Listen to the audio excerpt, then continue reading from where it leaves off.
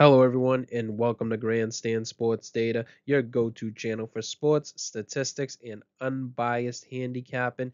And in today's video, we'll be revealing the secrets of the March Madness bracket and showing you how to pick a winner in the NCAA tournament without knowing anything about college basketball. Let's break down the process of making picks to help you win your bracket competition. We'll go round by round looking at the best strategies and tactics to ensure you come out on top. And finally, we will then apply the formula to the current 2024 bracket. So sit back and get ready to learn all the tips you need to make your bracket a winner. So, where do we start? An obvious and probably the most important is you need to have an empty and updated 2024 March Madness bracket. That's obvious. And then next will be power ratings or adjusted net ratings. And the reason why you will need these is because it's a numerical representation of a team's strength relative to other teams in the league. So, the adjusted net ratings will show you that difference in terms of performance that maybe James Madison might have compared to a Michigan State. You can find great power ratings at either kenpom.com or you can find adjusted net ratings on sportsreference.com under their college basketball page. Uh, something else that we would like to mention is look at some of the betting odds for the opening round. You will see that there are some 11 seeds that are actually the betting favorite, some 10 seeds that are the betting favorite, and some 9 seeds that are the betting favorite. So maybe on paper, on your bracket, they may not seem like underdogs, but in the betting world, they're actually the favorite in the game. So something to keep an eye out for. Okay, so first, and we're not necessarily going to work backwards, but the first thing we're going to do is pick our champion, and then we're going to jump to the first round. So how do we pick our champion? Usually we stay safe and we pick a 1 seed because they have won 64.9 of national championships since 1985. Also, never pick the overall number 1 seed in the tournament. They have only won 16.7% of national championships. And then some of the trends and angles that you can look at for the remaining 3 teams or the remaining 3 number 1 seeds is some of them, or not some of them, but 94% of all champions ranked in the top 20 in offensive rating. Next, 94% of all champions ranked in the top 15 in defensive rating. So you want to find that team that ranks in the top 20 of offensive rating and in the top 15 of defensive rating. Next, you want them to have at the least 4 players that score 8 points per game, 3 players that score 12 points per game, and then 1 player with 15 points per game. And these can all be the same player. So those 4 players that we mentioned with 8 points per game, one of them could drop 15 points per game, and he counts as that 1 player with 15 points per game. I hope that makes sense. So next, we want to determine our opening round upsets. This is where usually this will separate you in terms of your March Madness bracket pool. As you can see on the left, we have our first round matchups. Now moving to our right, we have the seeds win percentage for the first round since 1985 when the tournament expanded to the 64 teams. Next, we have the probabilities from the past tournament's results to help us identify how many upsets we should pick. So, as you can see, from the matchup 1 versus 16, the 1 seed has won 98.7% of these matchups. So you would pick that number, 98.7%, equates to 0 upsets that you should pick in your bracket for the 1 versus 16. So basically, you should advance all 1 seeds. Number 2 is the 2 versus 15.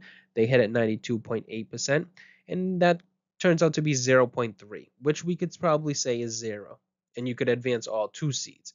As we keep going down, you can see that the 3 seed is 0.6. If you want to pick one and you feel like you have an edge and you see a 14 seed that can, overthrow that 3 seed, go for it. But maybe just pick one. For the 4 versus 3, maybe pick one. For the 5 versus 12, you should be picking one at the least. Maybe even two if you want to get risky. For the 6 versus 11, you may want to do the same thing as the 5 versus 12. At the least pick one, maybe even two. Now going into 7 versus 10, this is where I would actually start going with 2. Same thing with 8 versus 9s. But as you can even see from the 8 versus 9 matchup, the 9 wins majority of the time, as the 8 only wins 48.7 of those matchups. So the 9 actually wins more than the 8. since 1985 in the March Madness bracket. Okay, so let's determine these opening round upsets. First, we're going to advance all the 1, 2, and 3 seeds to the second round. We don't believe that there'll be an upset in those, or the most optical thing, or the statistics tell you from historical data that these don't have. Will they happen this year? They may, but chances are they may not. Next, you want to advance at least one 13 seed, one 12 seed, and one 11 seed. After that, you want to advance two 10 seeds and two 9 seeds. And this is based on the data we just gave you. How will you determine these? This is where our adjusted net ratings come into play. What we did is we take the differentials. So let's say it's an 8 versus 9 seed. And remember we said put their net ratings next to each other. Usually you will see that teams with better net ratings might be the 9 seed. So if that 9 seed has a better net rating than the 8 seed, that's the team that you want to fulfill that upset, quote unquote. Same thing with the 10 seeds. And if there are no seeds, especially when you start getting up to 13, like 13 versus 4s, you're not going to see a team with a better net rating that's 13th in against a team that's 4th. What you will do is you'll pick the closest differential between the four matchups. And we'll get more into this as we go on. So who do we move on to the Sweet 16? Let's first start with the graph. Here it shows you just based on past statistical performance on how many higher seeds should advance and how many should be eliminated. So we went through our second round. We're on to go into the Sweet 16. You can see from the graph the one seed has won at 85.3% to move on to that next round, which would be the Sweet 16. So you would move on 3 to 4 of those teams. You may even move on all 4. Next would be the 2 seed. The 2 seed has moved on to the Sweet 16, 67.4%. So this means that you would move on 3, not 4. So 1 2 seed will be eliminated. Next will be the 3 seeds. They have made it to the Sweet 16 61.5% of the time. This means that only 2 or 3 will move on to the Sweet 16. And then the 4 seed hits at a dead on balls 60%, which means you would move over 2 or 3 of those as well. Now I want you to know this though, some specific trends and angles. On the right side on the bullet, do not go 1, 2, 3, 4 in any region. This has only happened 19% of all March Madness tournaments. So remember that. You will not, or you should not, have 1, 2, 3, 4 in a Sweet 16 region. Next would be have at least one Cinderella team, and a Cinderella constitutes as a 10 through 16 seed. There's been one Cinderella team in the past 15 straight years to make it to the Sweet 16. So the last 15 years has been at least one to make it to the Sweet 16. Next and finally, have one Power Conference team that's seeded 9 or higher to move on. This has happened every year since 2008. Next, and this is where when we start getting to the Elite Eight, I like to call it chalk picks. So you're going to move over only 3 of the number 1 seeds because the number 1 seed, it doesn't usually happen where all 4 make it, but 3 have made it 91% of all of March Madness tournaments. So in the Elite Eight, 3 out of the four 1 seeds have been there 91% of the time. Next would be net ratings versus net ratings. This is also the round where the upsets start to dwindle down. So comparing net ratings will be beneficial when determining winners in individual matchups. And what we mean by that is these are the chalk picks. Usually not much upsets happen here going into the Elite Eight and going towards the national championship. So that's something to keep in mind of. So next, if you have any the road to the final four, so getting to the final four, if you have any 12 to 16 seeds, this is where you want to eliminate them. No team seeded 12 or lower has reached the final four in the March Madness tournament history. Also, don't go all 1 seeds. This has only occurred once since 1985, so you should have some of your 1 seeds eliminated by now at the final four. And then finally, when we get to the final, it's usually net rating to net rating, even though we've already picked our champion.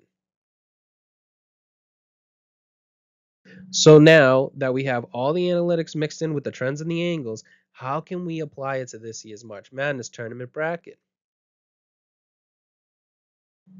Well, let's start with UConn. So they rated as the number one overall team, which is only won in 16.7% of all March Madness tournaments, like we mentioned. So we can eliminate the Huskies. That's right, we're going to eliminate the Huskies. Next, Purdue does not meet that defensive rating angle. Remember, we needed them to be in the top 15 for defensive rating. They did not reach that. Where, where Houston and North Carolina meet all the trends and angles. So even though I would be comfortable with anybody going North Carolina, I am going to go Houston. The reason why I'm going Houston is because they have a much better adjusted net rating than North Carolina. So we will be picking Houston as our national champion. Okay, so now we're going to align the rest of the bracket. Remember when we had the graph showing us how many upsets we would take in the first round and what seeds they should be? Well, this is where that is applied. For my upsets, I selected the teams who either A, had the better net rating than their opponent, or B, if the better net rating was not applicable, we selected the underdog that was closest to their opponent based on that net rating. So the 13 seed, we selected Samford, as their differential was the closest in terms of all the 4 versus 13 matchups and will be knocking off Kansas.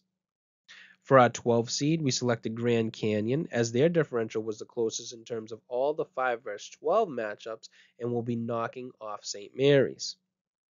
For the 11 seed, we selected New Mexico, as they're actually the betting favorite versus Clemson. Remember, we told you to keep an eye on the betting lines as well. So we have them better in net rating, and when you look at the betting odds, they're actually the favorite in the game as the 11 seed.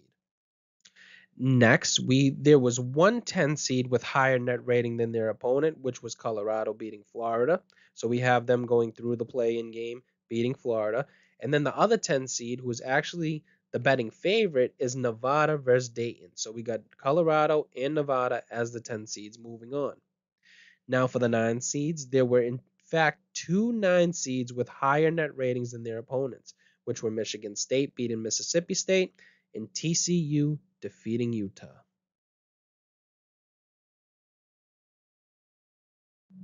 So, how are we going to move on to the Sweet 16? Well, it's going to be easy at first. We're going to take all our 1 seeds, we're going to move them on to the Sweet 16.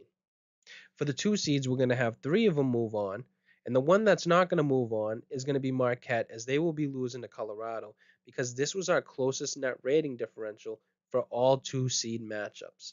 So Colorado will be our upset against the 2 seeds, and they'll also be our Power 5 conference team to move on, as you can see from the last bullet. Next, we will have 3 seeds move on. And that one upset's going to be from BYU. They will be beating Illinois, as this was the 3 seed matchup that was closest in differential as well when we're talking about net rating. Next is going to be Grand Canyon. They're going to be moving on and defeating our 4 seed team.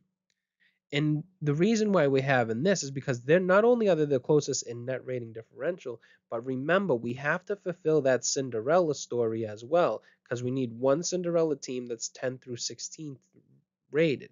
So Colorado will fulfill the upset against the number 2. They will also fulfill our Power 5 conference team. And then Grand Canyon will fulfill our 4th seed upset and our Cinderella team. And that's how we will move forward.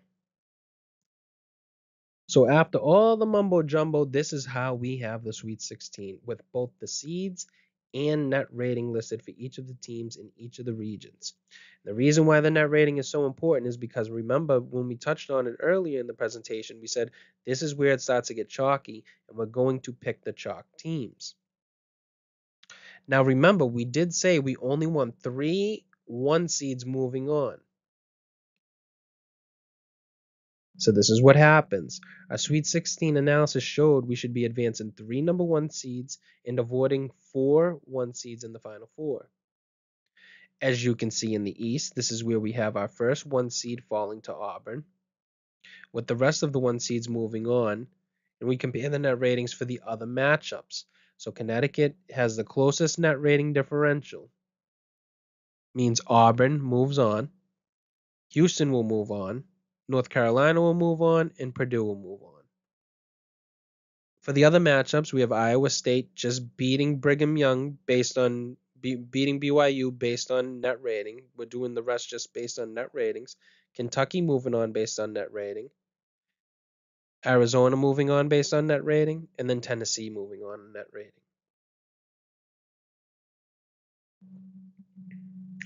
With all that said, we already know our champion, and the rest can be based on net ratings alone. So as you can see, the better of the net ratings here would be Iowa State over Auburn, Arizona over North Carolina, Houston over Kentucky, and Purdue over Tennessee. So moving on to our Final Four and our final, we have Arizona defeating Iowa State based on the net rating. And then we have Houston, who was our predetermined champion, already beating Purdue, and then defeating Arizona in the final. So that's how we went about crossing all of our T's and dotting all of our I's and making sure that our criteria has lined up for each of the rounds and coming up with a very solid bracket. So that's it for this video.